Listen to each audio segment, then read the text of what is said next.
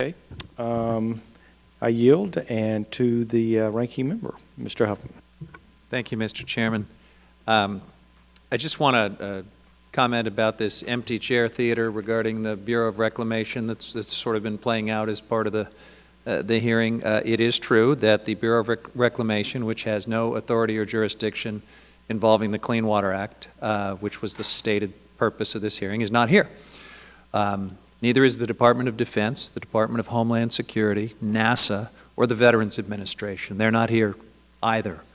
And all of those agencies have about as much relevance to the subject of the Clean Water Act as any of the others. The Bureau never agreed to be here.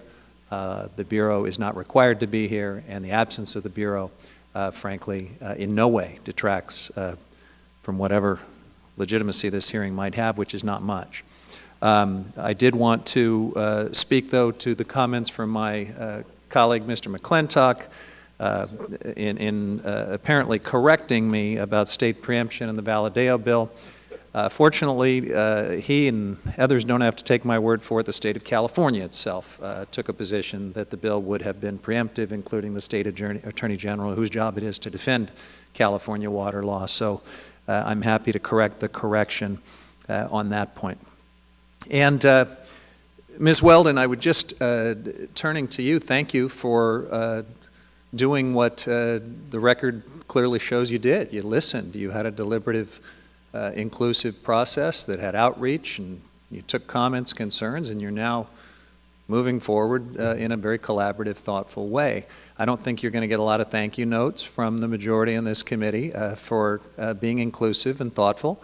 Around here, no good deed goes unpunished, but I think it's obvious that the Forest Service is listening and trying to get this right, and there's really nothing more that we can ask of you than that.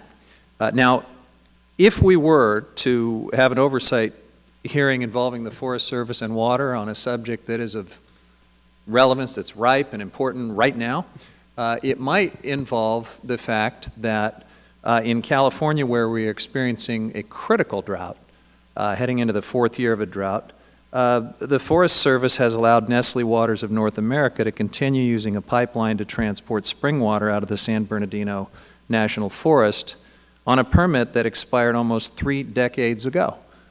It has not conducted any scientific assessment of Nestle's use of the water from those springs, how it could be impacting wildlife and groundwater. And so we might very well, if we were interested in problems involving the Forest Service and water management that are relevant, be asking whether the Forest Service is doing enough to protect California's scarce water resources from a company like Nestle operating without a permit right now in this critical drought environment. I'm going to give you an opportunity to speak to that if you'd like. It's certainly a subject I'd like to take up with you separately, but while we had you here, I thought I would at least raise the question. And thank you for your question. We would be happy to meet with you to go into detail about our approach forward with the special use permit for Nestle for their accessing water. I will share that the California region and the San Bernardino National Forest have seen the need now and are actively pursuing their next steps as far as evaluating this permit, looking to what's going to be necessary to evaluate the current work that's happening with accessing water, and we'll be happy to share with you the next steps out of that as it relates to resolving this permit that's gone so long without being renewed. All right, I appreciate that. Thanks for your testimony. I yield back. Before I recognize the next gentleman, I want to clarify for our committee, this committee does have jurisdiction over the Department of Reclamation, and the issues are relevant to them, and we did ask them. We don't have jurisdiction over DOD. They don't have relevance to this, and we didn't ask them to come. So I want to be sure everybody understands it. With that, I'll recognize Dr. Gozar.